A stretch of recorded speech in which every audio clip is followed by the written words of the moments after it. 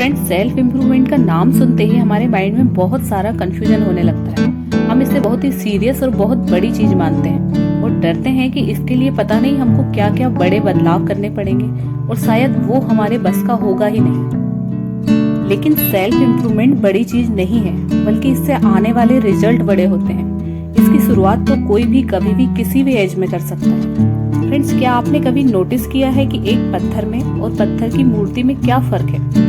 दोनों पहले सेम ही थे, पर एक पत्थर को थोड़ा थोड़ा लगातार तराशा जाता है और लगातार तराशने से जब वो मूर्ति बन जाता है तो उसको सबसे अच्छी जगह, सबसे बड़ी जगह, सबसे पवित्र जगह यानी कि मंदिर में सजाया जाता है। और वही वो दूसरा पत्थर जिस पर कोई काम नहीं किया गया, कोई इम्प्रूवमेंट नहीं किया गया, वो आज भी वैसा का वैसा ही है और उसकी कोई वैल्यू नहीं करता। लेकिन पत्थर का मामला थोड़ा अलग है। उसे चेंज करने के लिए कोई दूसरा इंसान डिसाइड करता है कि उसे किस पत्थर से मूर्ति बनाना है। लेकिन हमारा मामला कुछ अलग है। आपके मामले में आपके इम्प्रूवमेंट के बारे में आपको ही डिसाइड करना है कि आपको इम्प्रूवमेंट चाहिए या नहीं, और अगर चाहिए तो कितना और किस एरिया में। इसलिए आज हम इसी इम्पोर्टेंट टॉपिक पर बात करेंगे कि सेल्फ इम्प्रूवमेंट क्या है, इसे हम कैसे कर सकते हैं और इससे कौन कौन से बड़े रिजल्ट निकलकर सामने आते हैं। वैसे तो इम्प्रूवमेंट का मतलब होता है कि हम प्रेजेंट में जैसे हैं उससे बेहतर बनने की कोशिश करें। बट आपको किस चीज को इम्प्रूव करना है, इसके लिए सबके पास अलग अलग वजह होती है। किसी को अपनी स्टडी में इम्प्रूव करना होता है, किसी को अपने स्ट्रेस, एंजाइटी को कंट्रोल और मैनेज करने में इम्प्रूव करना होता है, तो किसी को अपने ओवरऑल पर्सनालिटी को ही इम्प्रूव करना है। और ये भी हो सकता है कि किसी को अपने रिलेशनशिप को बेहतर बनाने के लिए इम्प्रूवमेंट करना हो। बट मुझे लगता है कि ये 3 इम्प्रूवमेंट तो कम से कम हम सबको करना चाहिए।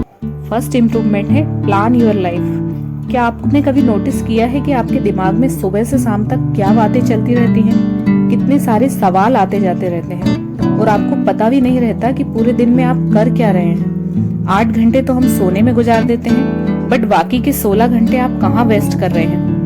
अगर अभी आपसे कोई कहे कि अपने पूरे वीक का एक टाइम टेबल बनाइए और उसी के हिसाब से काम करिए, पर यहाँ भी 2 टाइप के लोग होते हैं। एक जो ऑलरेडी प्लानिंग के हिसाब से चल रहे होते हैं, वो पूरी कोशिश करते हैं प्लान बना के अपना दिन बिताने की और अपना वीक बिताने की, प्लानिंग के हिसाब से काम करने की। इस टाइप के पर्सन कहीं ना कहीं तो अपनी लाइफ में जरूर पहुँचते हैं, क्योंकि इनको पता होता है कि जाना कहाँ है। हाँ, बट सिचुएशंस के हिसाब से प्लानिंग में थोड़ी फ्लेक्सिबिलिटी भी होना चाहिए।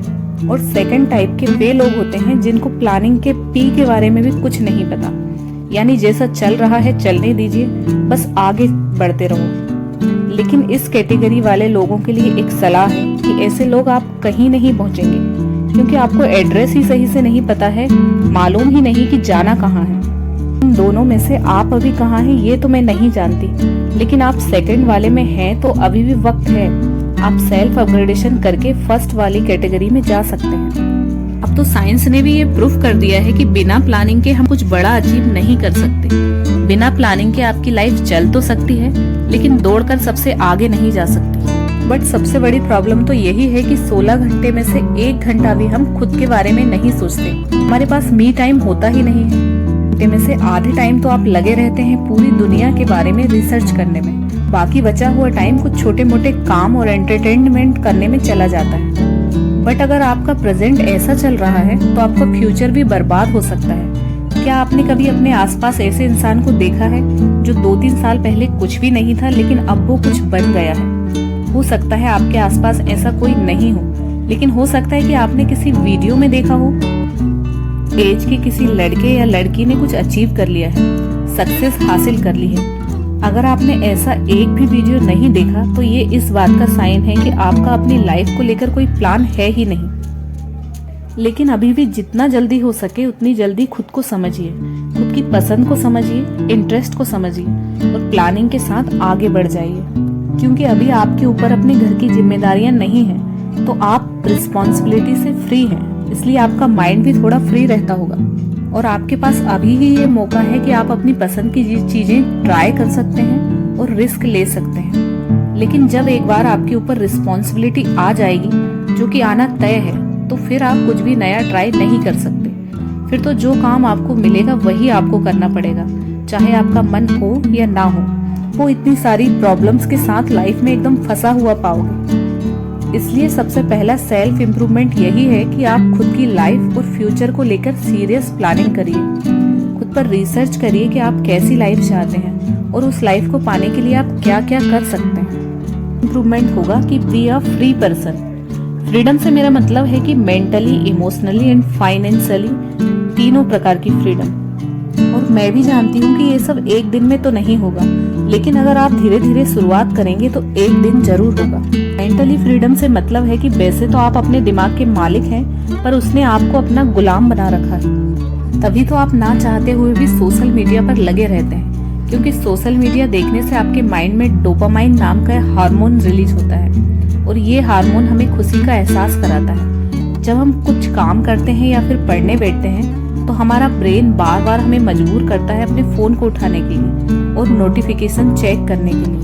वही कभी कभी हमारा माइंड पास्ट की बुरी आदतों को भी हमें भूलने नहीं देता, होते हुए भी उन्हीं बुरी आदतों के बारे में और उन्हीं बुरी बातों के बारे में बार बार सोचते रहते हैं। इससे आपको स्ट्रेस, एंजाइटी, ओवरथिंकिंग जैसी परेशानियां होने लगती हैं। लेकिन अपने दिमाग की थॉट प्रोसेस को एनालाइज करके आप धीरे धीरे उसे कंट्रोल करना सीख सकते हैं और मेंटली फ्रीडम हासिल कर सकते हैं। इस तरह आप अपने दिमाग के गुलाम नहीं बल्कि मालिक बनने लगेंगे। और उसी प्रकार इमोशनली फ्रीडम से मतलब है कि हम सभी लोगों की लाइफ में कुछ ऐसी चीजें या ऐसे लोग होते हैं जिनसे हम इमोशनली जुड़े होते हैं। जब आप किसी को अपने मन में जगह दे रहे हो तो एक बात हमेशा याद रखना कि आपकी फीलिंग कभी आपकी कमजोरियां ना बनने पाए। फीलिंग्स तो किसी से भी जुड़ी हो सकती है, जैसे आपकी फैमिली से कितना इमोशनली कनेक्ट होते हैं। कभी अगर हम अपनी पसंद का काम करना चाहते हैं और हमको पता है कि अगर हम वो काम करेंगे तो काफी आगे तक जाएंगे, लेकिन क्योंकि हमारे घर वालों को वो काम पसंद नहीं आता तो हम उस काम को छोड़ देते हैं। पहले की बात तो फिर भी अलग है, लेकिन कुछ लोगों ने तो हर किसी को अपनी लाइफ में जगह दे रखी है और अगर वो टॉक्सिक हो तब तो मुसीबत और भी बढ़ जाती है, सिचुएशन और ज्यादा क्रिटिकल हो जाती है। ऐसे टाइम पर आप अपने मन को छुट्टी पर भेज दीजिए और दिमाग से काम लीजिए और दिमाग से सोचिए, सही फैसला लीजिए, क्योंकि ऐसे टॉक्सिक पर्सन के साथ फीलिंग रखने से कोई मतलब नहीं जो आपको आगे बढ़ने से डायरेक्टली या इनडायरेक्टली रोक रहा हो। आप लोगों को एक बार एहसास करा दीजिए कि आपके मन में उनके लिए जगह तो है, लेकिन इस चीज का ज्यादा गलत फायदा उठाने की गलती ना करें। फीलिंग्स का सहारा लेकर आपसे वो काम कराने की कोशिश ना करें जो आपको पसंद नहीं है, या फिर अपनी पसंद का काम करने में रुकावट ना बने। इस तरह आप अपने आप को इमोशनली फ्री रख सकते हैं। अब बात करते हैं फाइनेंशियली फ्रीडम की। तो इसका मतलब तो आप सब समझते ही होंगे, लेकिन हमें Ambani, Elon Musk, Bill Gates जितना अमीर बनने के सपने देखने की जरूरत नहीं है। फिलहाल तो अगर हम अपना खर्चा खुद उठा लें तो यही काफी होगा।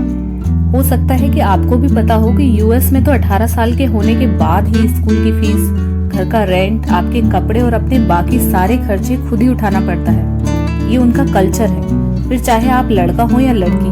बट हमारे यहाँ पूरा सिस्टम अलग ही है। यहाँ लड़के भी अर्निंग शुरू करते हैं 24 या 25 साल की उम्र तक। हाँ, वो बात अलग है कि मजबूरी में कोई जल्दी अर्निंग करना शुरू कर दे, लेकिन अगर कोई ठीक ठाक घर से है तो वो जल्दी अर्निंग करना शुरू नहीं करता। और लड़कियों पर तो इस चीज का कुछ ज्यादा प्रेशर ही नहीं होता, क्योंकि इंडिया में कुछ % लड़कियों को छोड़कर ज्यादातर लड़कियां अपने पापा और भाई पर डिपेंड होती हैं और बाद में अपने हस्बैंड पर। बट आप कोशिश करें कि फाइनेंशियली किसी पर डिपेंड ना रहें, इंडिपेंडेंट बनिए। कितने सारे काम पड़े हैं दुनिया में, आप अपनी पसंद का कुछ भी काम चूज कर सकते हैं और इंडिपेंडेंट बन सकते हैं। चलिए अब हम जानते हैं कि सेल्फ इम्प्रूवमेंट से क्या क्या बेनिफिट हो सकते हैं। तो फ्रेंड्स, जब आप अपनी लाइफ के बारे में प्लानिंग करते हैं तो सबसे पहले कुछ गोल्स डिसाइड करते हैं और उन गोल्स तक कैसे पहुंचना है वो भी प्लान करते हैं। तो इस प्रोसेस को करते हुए आपको ये एहसास हो जाता है कि रियल लाइफ में और सोशल मीडिया पर दिखाई जाने वाली लाइफ में बहुत डिफरेंट होता है। फिर आपको एहसास होता है कि टाइम आपके हाथ से कैसे रेत की तरह फिसला जा रहा है, प्लस टाइम की वैल्यू भी आपको समझ में आने लगती है। इसके बाद आपको समझ आ जाता है कि आप कौन हैं, आपका इंटरेस्ट क्या है, आप क्या क्या कर सकते हैं और क्या नहीं कर सकते, आपकी स्ट्रेंथ और वीकनेसेस क्या क्या हैं, ये भी समझ में आने लगता है। इसके बाद धीरे धीरे आपको इम्प्रूवमेंट करने की आदत हो जाती है आपको फील होगा कि पहले आप छोटी छोटी प्रॉब्लम को कितना अटेंशन और टाइम देते थे, लेकिन अब नहीं दे रहे हैं, क्योंकि आपको टाइम की और खुद की वैल्यू समझ आ गई है। तो फ्रेंड्स, खुद पर काम करने से कुछ इस तरह आपकी लाइफ में चीजें बदलने लगती हैं, बारे में सोचने का तरीका बदल जाता है। आप खुद को और खुद के गोल्स को बहुत सीरियसली लेने लगते हैं, जिसका सबसे बड़ा फायदा ये होता है कि आपकी लाइफ भी बदलने लगती है। आप financially, emotionally and mentally free होने लगते हैं।